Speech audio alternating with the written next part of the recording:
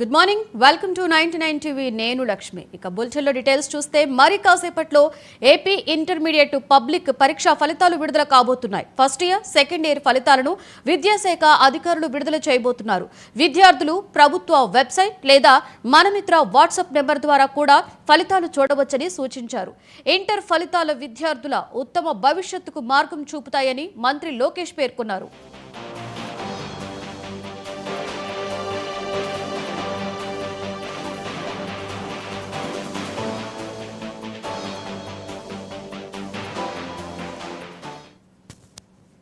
కాసేపట్లో AP intermediate public పరీక్షల ఫలితాలు విడుదల కాబోతున్నాయి. ఫస్ట్ ఇయర్, సెకండ్ ఇయర్ ఫలితాలను విద్యాశాఖ అధికారులు విడుదల చేయబోతున్నారు.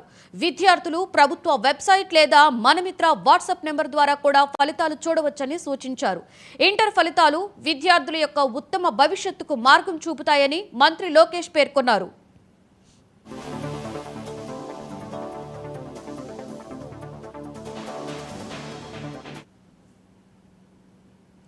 కాసేపట్లో సీఎం రేవంత్ రెడ్డి కల్తీ కల్లు ఘటనపై సమీక్ష నిర్వహించనున్నారు. ఎక్సైజ్ శాఖ అధికారులతో సమావేశం కానున్నారు సీఎం రేవంత్ రెడ్డి. కామారెడ్డి జిల్లాలో ఈ నెల 8, 9న వరుస ఘటనలు చోటు చేసుకున్నాయి. కల్తీ కల్లు తాగి మొత్తం 99 మంది అస్వస్థతకి గురయ్యారు. ఈ ఘటనలో 27 మంది నిర్వాహకులపై పోలీసులు కేసులు నమోదు చేసి 4గురిని అదుపులోకి తీసుకున్నారు. ఇప్పటికే కల్తీ కల్లును ఎక్సైజ్ అధికారులు ఫోరెన్సిక్ ల్యాబ్ కి పంపించారు.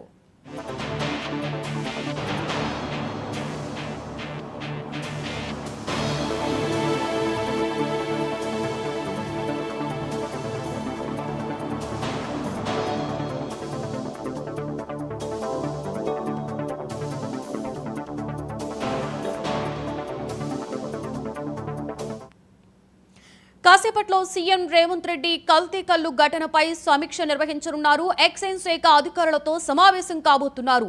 కామారెడ్డి జిల్లాలో ఈ నెల 8, 9న వరుస ఘటనలు చోటు చేసుకున్నాయి. కల్తీ కల్లు తాగి మొత్తం 99 మంది అస్వస్థతకి గురయ్యారు.